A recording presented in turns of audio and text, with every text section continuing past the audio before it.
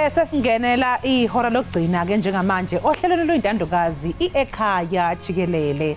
Ihe uyabona nje mbukele njengoba kungena ihlobo nje hey sisazovelelwa ngomiyane. Uyazi omunye umuntu waze wathi hayi ngesikhathi uNkulunkulu nje ebiza meeting ebizela zonke izilwane wafika wathi kuzolalelana. Ngicela sinifike nihlonipha abantu lapha ya. Ngathi uMosquito cha wawungekho kuleyo meeting ngendlela ungahloniphi ngayo umuntu. Hey akulaleka inhlobo. Uzwa nje usuthi inti khona usuthi inti lapha endlebeni. Ngalesa sikhathi uzwa uthi inti ususebenze wavela waqeda ngawe. Yo lalithatha igazi.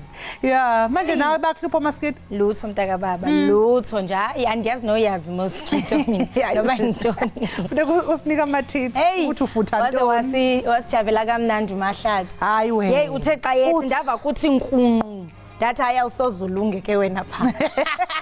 Dathi hayi uright uhleli phansi sozulunge. Uthe xa yethi kwathi nkunqu. Dathi hey hayi ngiyahalela ufunda ngenye imini esibambe ngazibini kwembukeli ngokuba kanti usahleli nathi kule yure kanti ke singena kweyesithathu kaloku kucacisa ca ukuba sele kufuphi ekuyifinceni le namhlanje esiyakuthi ke sijonge kule yure koko sikhe siya kunyathela kwezi yure ezimbini zizishiyayo wena ke usibamba ngoku uphanse usiphuncula kodwa ke mandithi hlala nathi wenje njalo de kufikele lo mzuzu wokugqibela ndisenguye kaloku ukholosa kalubisi unonkanyezi ndihamba naye kaloku inzokazi yakwamatyeba uMamtshali masitsha iqhuma.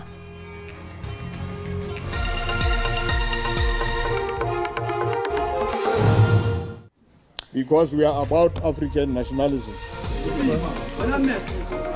Kwehamba phambili lowo owayengunobhala Jikelele we-ANC uAce usesungule iqembu lakhe elisha lezombusazwe elibizwa nge-African Congress of Transformation.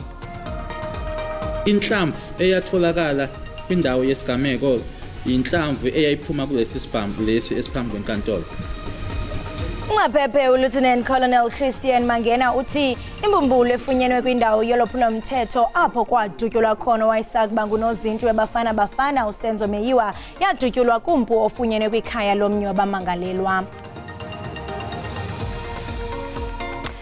Kuqubuke umlilo kwashona abantu abacele 16 enkabeni yedolobha iGoli lomlilo kembikeli kubikwa ukuthi uqubukizo lebusuku kanti sekubikwa ukuthi sesenyukile isibalo ke manje sesiku55.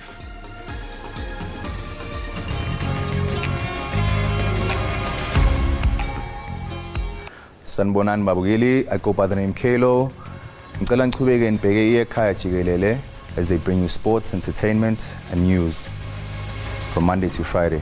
Sibonga, danko.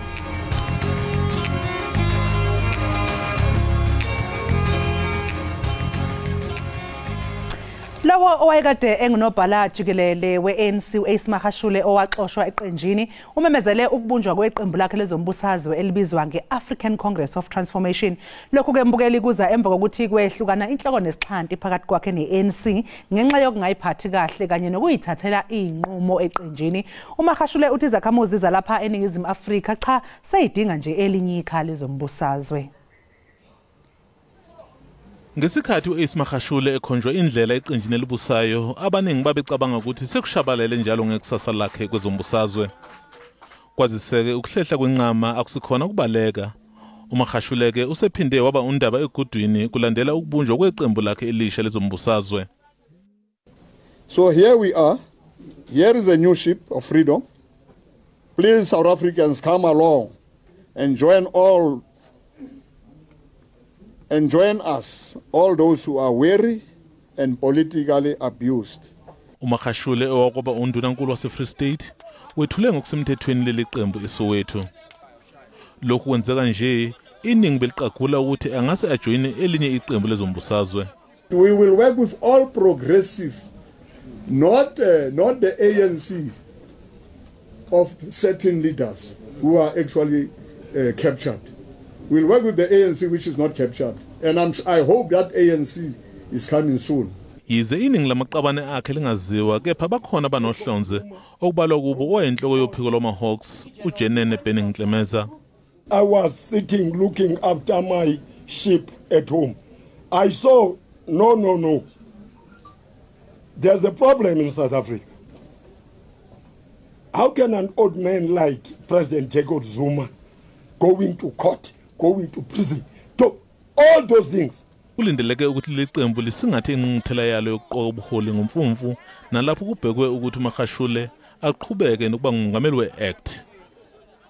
Kusenjalo lo mholi ubhekene namacala enkohlakalo ahlobene nophahla lwe-asbestos eFree State nokulindeleke ukuthi liqulwe ngonyaka ozayo emasontweni ambalwa nje ngaphambi kokuthi kube nokhetho lukazwelonke. Abantu baseNingizimu Afrika bazozikhethela-ke ukuthi yini abayifunayo njengoba kuza u-2024 ikakhulukazi njengoba amaqembu ezepolitiki eqhubeka nokuba maningi. Kodwa umbuzo omkhulu ukuthi ngabe bazolandela laba basha yini na kumbe bazoqhubeka namaqembu abawaziyo. Umzondile Mbejo, SABC, eSoweto. Akusikathatyathu isigqibo malunga nesicelo sowayisa kuba ngumongameli uJacob Zuma sokuba aphinda aqwalaselwe isigqibo esithintela ukutshutshiswa kukamongameli uCyril Ramaphosa bucala. This is not something that should be done lightly to deny someone the right to private prosecution because it's a denial of a Section 34 right. But the bigger point for now is that it must be done in the criminal court. You're dealing with a private prosecution which has been demonstrated to be non-compliant with binding statutory requirements. And what this court did was, having quoted the judgment, it then addressed each of the interests that it found to be implicated at paragraph 55, 56, and 57. The first, at paragraph 55, it says, on the present facts which are common cause, the interest or potential interest that is affected by the impugned private prosecution relate to Mr. Ramaphosa both as an individual person occupying the office of the president and in his official capacity as the president.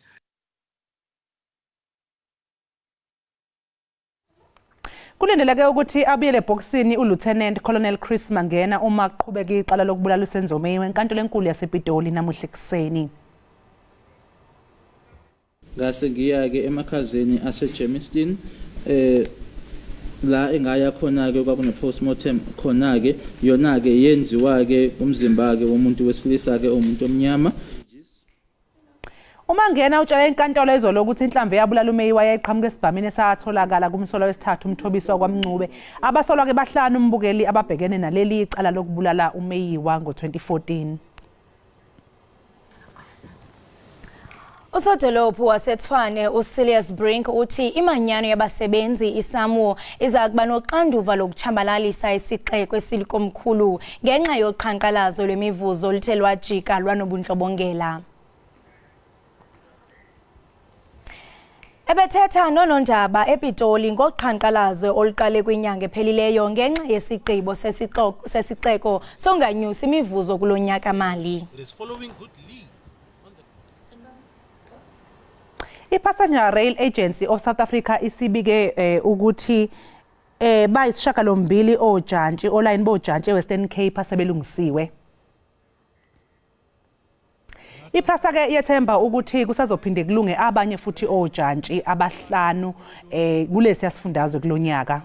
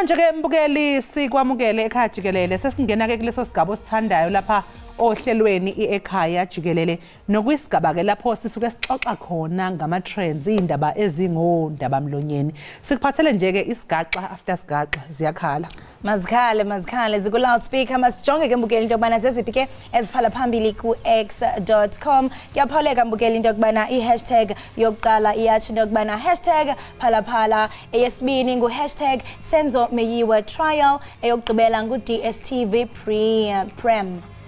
Premiership #phalaphala mamtshali wena mbukeli kuyaphauleka into yokubana xa sijonge pha ku #phalaphala irhuluneli ke yebhanki enguvimba uLiseja Kganyago uchaze indlela efikelele ngayo $580,000 kwifama kamongameli uCyril Ramaphosa phaka lokhu ePhalaphala ngosuku lweChristmas kanyaka ka2019 ebethatha ke nekomiti yeParlamente ejongene nemicimbi yezemali ngolwesithathu uthi ke ulwazi nobungqina obuqokelelwe lisebe lebhanki elijongene nefinancial surveillance buveze ukuba le mali isetyenziswe njengesiqinisekiso sokufumana ezinyathi baye baphefumla ke pha ku x.com ngalomba masive mbukeli into yokubana bephefumle besithini na uPhalaphala Farm Gate document uyathi into yokubana it's also a criminal offense to cover up a crime.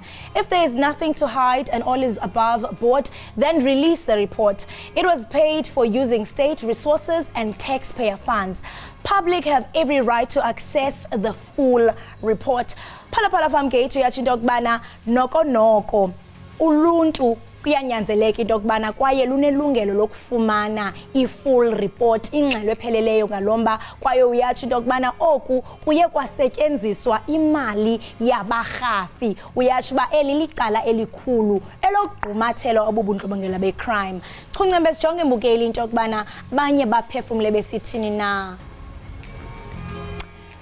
Omunye ke umsebenzisi ka x.com laphayana uthi the truth is no one wants to point a finger at the current president for fear of reprisals and being ostracized. We understand, but a crime is a crime regardless of who the perpetrator was. One day we will all be accountable for our deeds in the dark.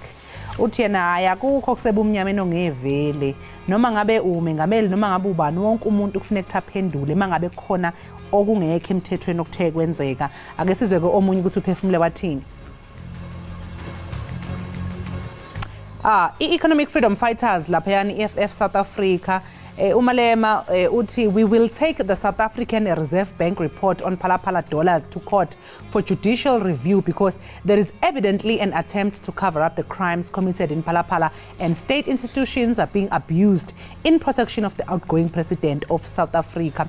Uthi ke yena bona njenge-economic freedom fighters bazoyithatha lo mbiko bawuselapha yana enkantolo ukuze uyobhekisiswa kahle ngoba phela cha kucacile ukuthi ke kusetshenziswa ke ama-state institutions ukuze kuvikelwe abathize. I-hashtag ke elandelayo laphana ithi #Senzo Meyiwa yingoba phela ambukeli liyaqhubeka iqala lokubulawa kalowayo nozinto ebafana uSenzo Meyiwa kanti ke bekufakaza ke elinye iphoyisa izolo kuke kwavela ukuthi amagobolondo ezinhlamvu atholakala endaweni yesigameko ahambisana nohlobo lwesibhamu lesi esatholwa komunye ke wabasolwa ake sizwe ukuthi ke abantu balibona kanjani bona lolu daba. mRNA Vax uthi yena one bullet hits the floor tile a few meters away from Senzo and a tall unarmed intruder. Jiggy Senzo is shot close range with a gun against his body. When did the tall intruder move from harm's way to expose Senzo to the second shot? Hayi ke abantu yabona manje sebeya analyze ukuthi inhlamvu yokuqala yaphuma yashona le yafika nini ke kanjani bayachaza ngaleyo evidence ebivela ke mangabe kukhishwa ke ubufakazi lapha enkantolo. Uthini uLulu Yinsumansumane pha ku x.com izimvo zabaphulaphuli zichokhona. Ululu uthi it becomes interesting now. If he was shot in a downward angle, does it mean the shooter would be taller than him? What's the height of the intruders in relation to the victim? #Senzo Meyiwa trial. Uyathi into yokubana hayi noko ngoku kuya kuba juicy uba ngaba ke bathi uye wadutyulwa kule angle engasentla ngaba mhlawumbe lo muntu owayiphethe umpu okanye isibhamu wayemde kunaye ngabantu ke ku Twitter bazama kaloku ukusombulula okanye ukuvela into okubana ingaba konakele phi kule ngxoba kaxaka exake umxhaka. Chuncembe sijonge abanye baphefumle besithini.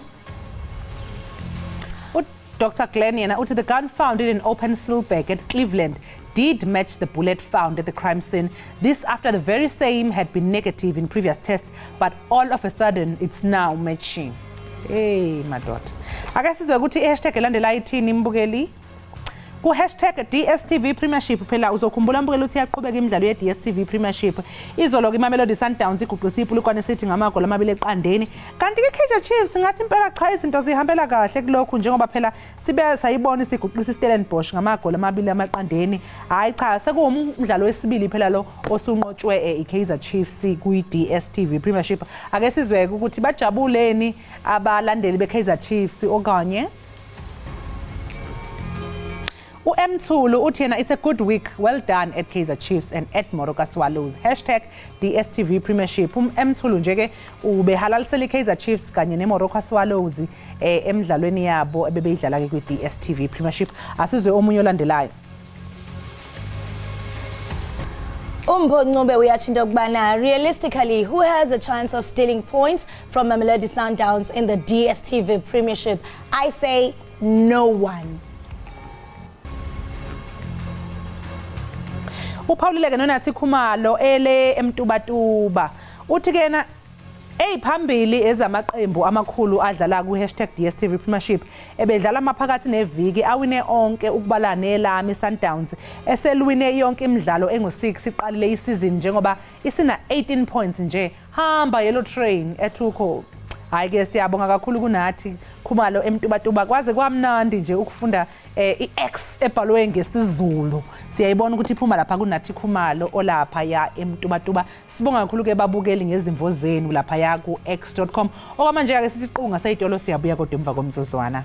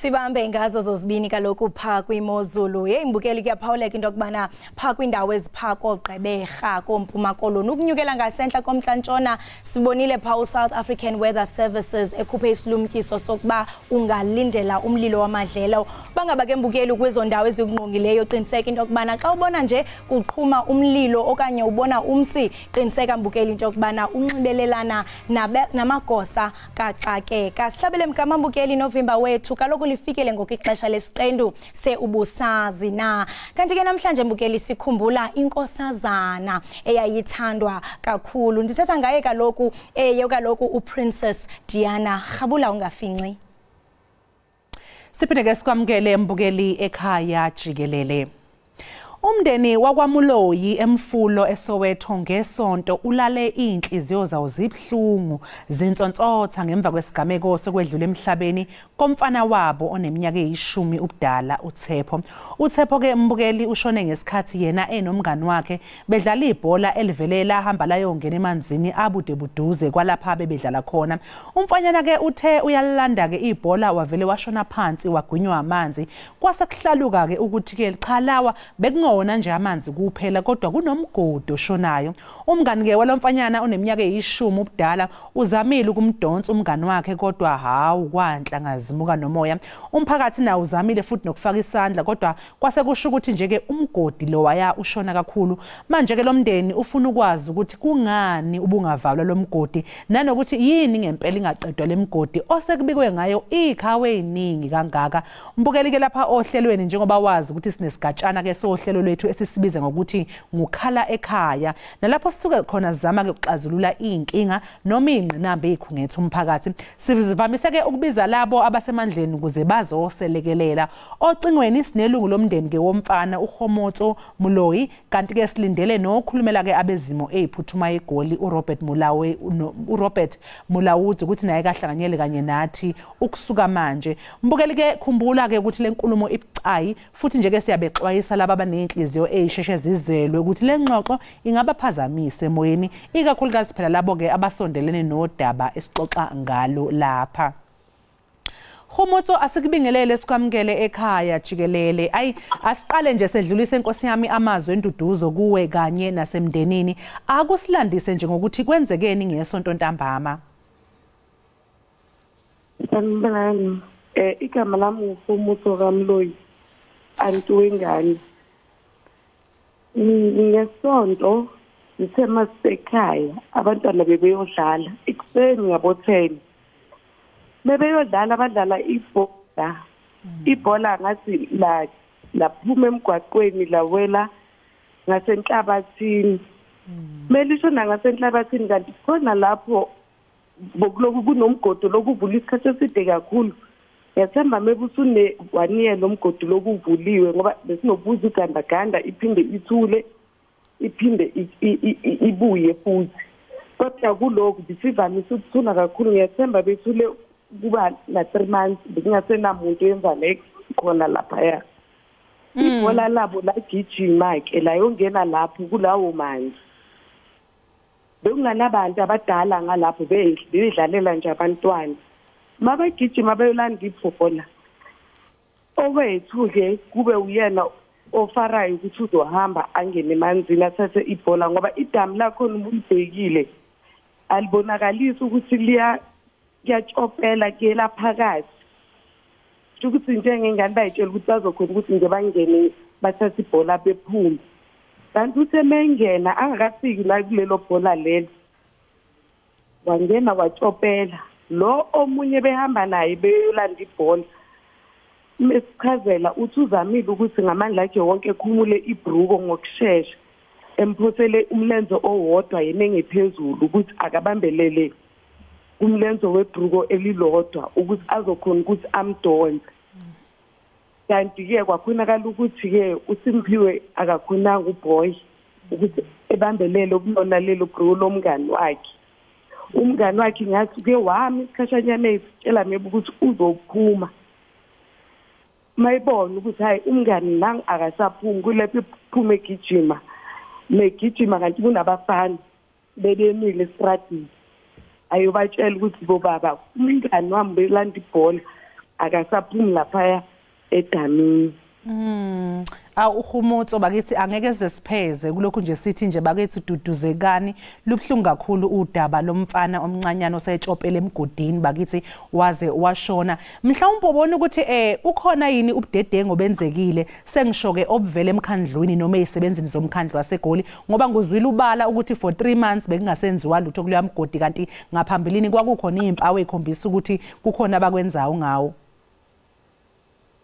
ngokuya komphakathi ngendlela nawo bukwate ngayo ubudedengu bobukhona kakhulu mama ngoba benganana nesign eshoyo ukuthi ingane zingasondeli ngalapha ya bengana next eshoyo ukuthi kuvaliwe o kunabantu abasekhona abazayo bazocheka benganalutho kakhulu angifuni ukukhuluma amanga ngoba limele kakhulu usumphakathi nomphakathi nomndeni because ngelanga lesi2 isimo lesi senzakele ukuthi lahlekelwe ingane yethu yini into esenza ukuthi manje masesiya Monday emini sokuvaliwe lapha yaso kuyahambeka manje why sonke lesikhathi bokungakhonakala ukuthi kuvalwe uzoze kulinde ukuthi thina size silahlekele bese kukhanya ukuvalwa isela nokuthi government iseyilile kakhulu yes because akekho umuntu ozile namaphoyisa kuthiwe kuya investigate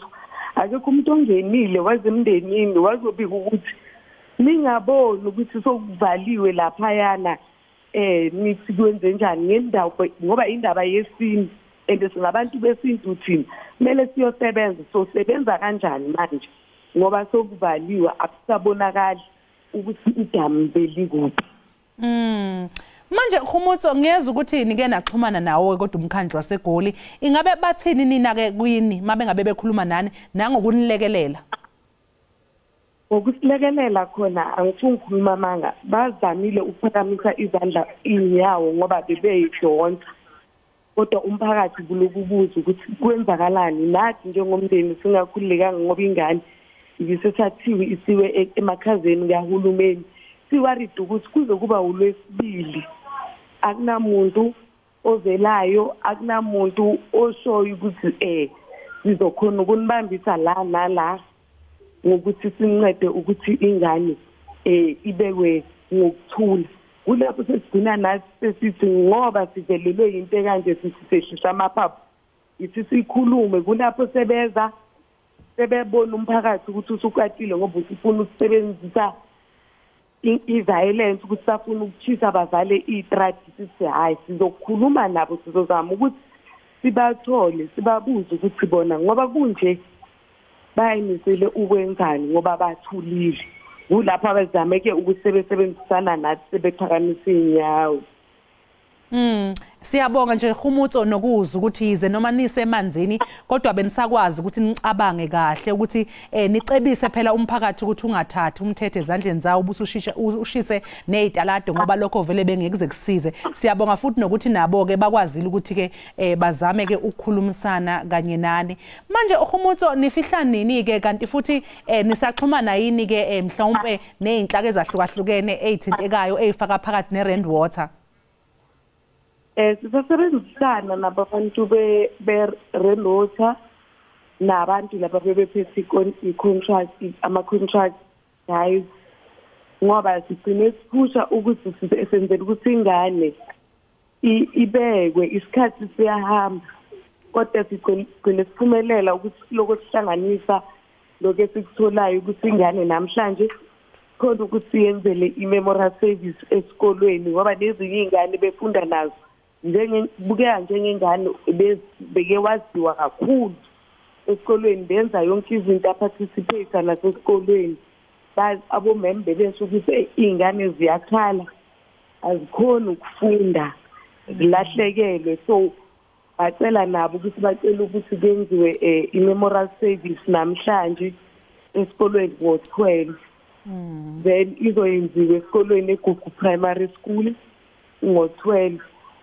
then 5 Ekhaya ngoba lapha into isigameko esenzakalekele khona sokuvaliwe bacela ukenzile i-candle light Ekhaya. Manje Khumutso ngiyakuzwa ke njengoba usho ukuthi njengoba sekuvaliwe lapho kwenzeke khona isigameko njengoba ubuke washo nawe phambilini ukuthi phela ezabantu abamnyama kunamasiko okufuneka siwenze umuntu mengabe eshonele kuleyo ndawo ngaphambi kokuthi kuze kungcwatshwe mhlawumbe isiphi isisombululo esingavela ke sokuthi nina njengomndeni nikwazi ukwenza lokho okufuneka nikwenze kwesintu njengoba kuvaliwe nje? Lokho ngike ngababuza bebefika ukuthi njengoba seningaseli njengomndeni nani ningabantu abamnyama niyazi ukuthi kunezinto ezenziwayo thina sesizoqhubeka kanjani ngomsebenzi womfana ngoba senivalile la okumele siye khona siyokhuluma khona nethambo lethu abasiphathi endulo lapho sekuthina ke manje njengomndeni ukuthi kumele sihlanganise amakhanda bone ukuthi sizokhona ukwenza kanjani ukuthi sihambe somlando umfana ukuthi naye ayendaweni yakhe ngokuthula. Aw sisuhomotsa sibonge kakhulu ke ngesikhathi sakho namhlanje kuseni siphinde futhi nje sedlulise amazwi enduduzo usidlulisele nje nasemndenini wonke kamazwi enduduzo sengathi ningasebenza kahle ke nimfihle kahle ke umfana. Siyabonga mama. Siyabonga. Mbukeli lesike bekuyisigatshana sohlelo esibizwa ngokuthi ikhala ekhaya lapho sisuke sinikeza khona wena ithubuse ekhaya ukuze uchushiswe uhlinzekwe ngamasu aphusile azokwelekelela ukuthi uxhumane nabantu abaseyikhundleni ukuze ukwazi ukuthola lezo impendulo oyidingayo. Besihlelile ke mbukeli ukuthi sithole nokubiza uRobert Mulawudzi wezimo eziphuthumayo lapha eGoli kodwa ke uthi uthunywe enkabeni yedolobha iGoli ngoba kuyasha njengamanje mbukeli siyazi ukuthi kunodaba oluqeda kuphuma lokuthi kunebhilidi selishile lapho sekushone khona abantu abawu56 isibalo esilokhu sikhuphuka manje ke lo wokhulumela izimo eziphuthumayo ubeke esephuthuma ke esebheka kulesiyo sigameko ngoba besethembile ukuthi soxoxisana nelungu lomndeni siphinde sixoxisane naye ke uRobert Mulawudzi kodwa ke mbukeli sizozama ukuthi simthole siphinde ke sibuye sikutshele ukuthi yena mhlambe ngabe uphefumule wathini ke ngalolu daba okwamanje ke ayisithi nje ke qu ezitolo sizobuya emva komzuzwana.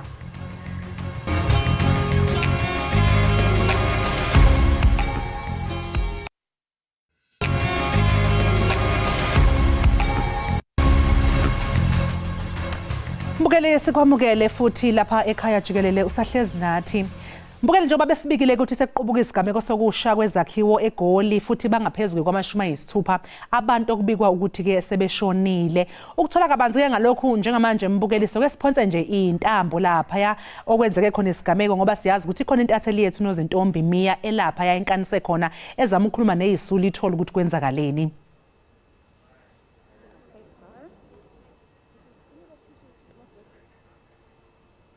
Ayikubukeka sengazuthi ke sisazama ke ukuxhumana nonozintombi Mia. Unozintombi Mia mbukeli njengoba bengisho ke ulapha yana eGoli kuphume imbiko yokuthi kunomlilo oqale ebusuku washuba hanguhanga ebhilidini. Uma kubikwa kuthiwa ibhilidi lakhona liziteze ezinhlanu it's a 5-story building kanti ke kuyaqale ebusuku umlilo kwashake kwanqonqa. Abezimo eziphathomayo nje ke bonke bankanise lapha kuleya ndawo kade siyibona ke izithombe lapha nako social media ezivelayo zabezimo eziphathomayo ama-ambulance abacima imlilo abame ngaphandle ke bezama ke noma bebezama ukuthi ke bawine noma banqobe ke leli langabi bekulokhu kubikiwe kuqale kwathiwa abawu20 asebeshonile lokhu sikhuphuka ke isibalo njengamanje sigcina nje ukuthola bekuthiwa sebelapha yana ke kumashumi ama56 kodwa futhi ngathi inombolo siyakhuphuka siyofika ku60 intatheli yethu nozintombi Mia ke ukhona lapha yana kanye no-cameraman bethu bazosicoshela lo liyadaba kodwa siyabona njengamanje ukuthi cha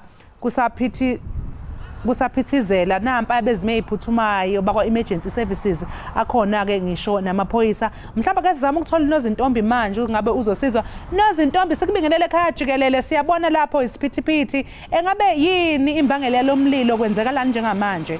The lens, she has literally been trying to fix the lens, like legit she has been trying to fix the lens. Okay.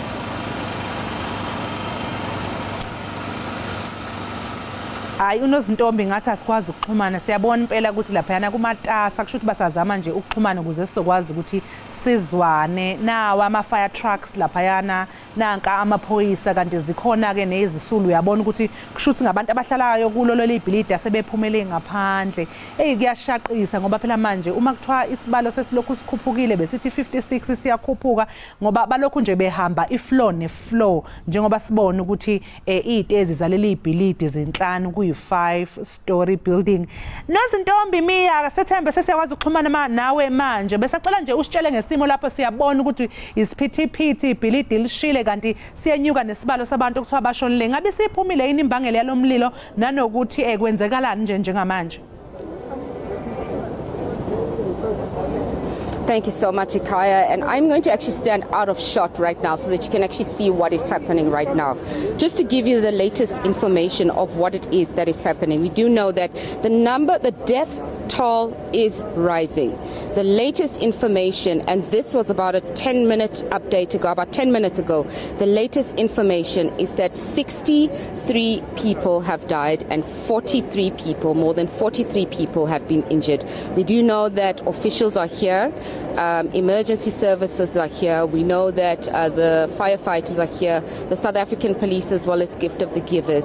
And what we do know so far and what we have heard from eyewitnesses throughout this morning is that this is an alleged hijacked building. This is a building that apparently had some shacks in it. One of the residents here says that they would not be surprised to find out that this building itself had more than 200 people.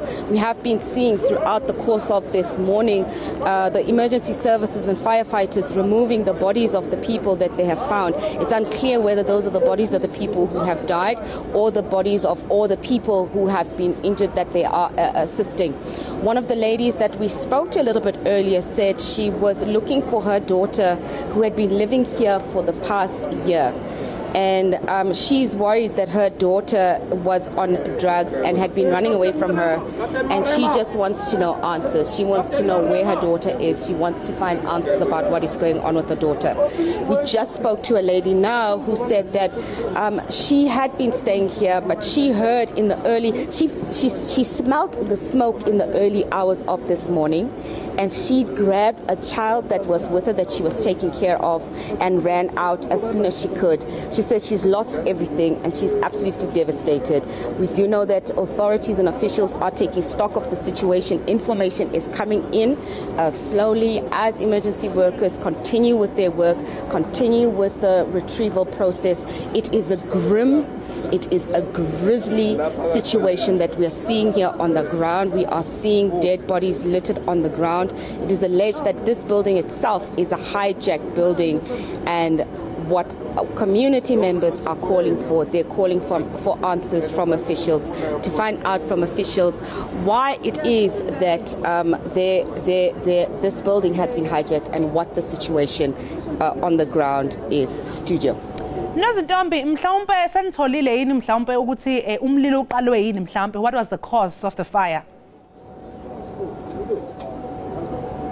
It's still unclear at this moment what the cause of the fire is, but eyewitnesses say that they heard that the cause of the fire was as a result of a candle that had been left. One of the eyewitnesses we spoke to said that she heard that a candle had gone off and had been lit and it fell over because they'd had load shedding last night from about 6 o'clock.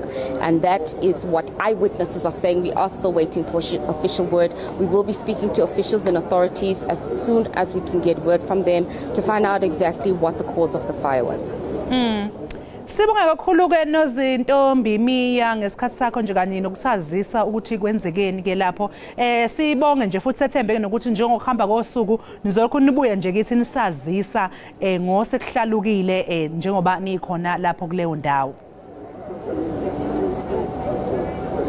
Mbukelo bekunozintombi Miya ke oyintatheli yeindaba zalapha SABC unkanise laphana edolobheni eGoli njengamanje lapho kuqubuke khona umlilo ke uyasitshela ke ukuthi inombolo yabantu esishonile isikhuphukile yafika kuma-60 people asebetholakala ukuthi bashonile. Uyasho ukuthi cha imbangela yomlilo iqale ngokuthi izolo bekune load shedding cisha ngogesi nalapho ke kutholakala ukuthi kunomunye ke obe esegumbini lakhe sevula ikhandlela yilo khandlela lelo ke eliqale ke lomlilo. Uyasho futhi ukuthi ke abantu bankanise ngaphandle ukhona umama ume ngaphandle nje othulinde indodakazi yakhe ngoba nayo uyasola ukuthi ihlala kuleli ibhilidi njengoba nje icwile eyidakamizweni ufuna nje ke impendulo nokwazi ukuthi ngabe ingane yakhe nikhona yini lapha yana. Uyasho futhi ukuthi khona ke nalabo abasindile emlilweni ubalula nje oyedwa uhamba nengane encane. Uyasho ukuthi uzwe wahogela umlilo eseza ukuthi uqala umlilo wayiseke ethatha ingane ephuma ke ekwazi ukuthi yena ke abaleke. Bazilokhu beqhubeka nje ke nibukele nokuxoshela kulo daba. Yenza nje isiqiniseko sokuthi ke ulokhu ubhekile izinhlelo zalapha SABC News nalapho uzothola khona ngokuhamba kwesikhathi ukuthi seyithini ezakamuva. Okwamanje ke mbukele ake sibheke isimo sezulu ukuthi sime kanjani.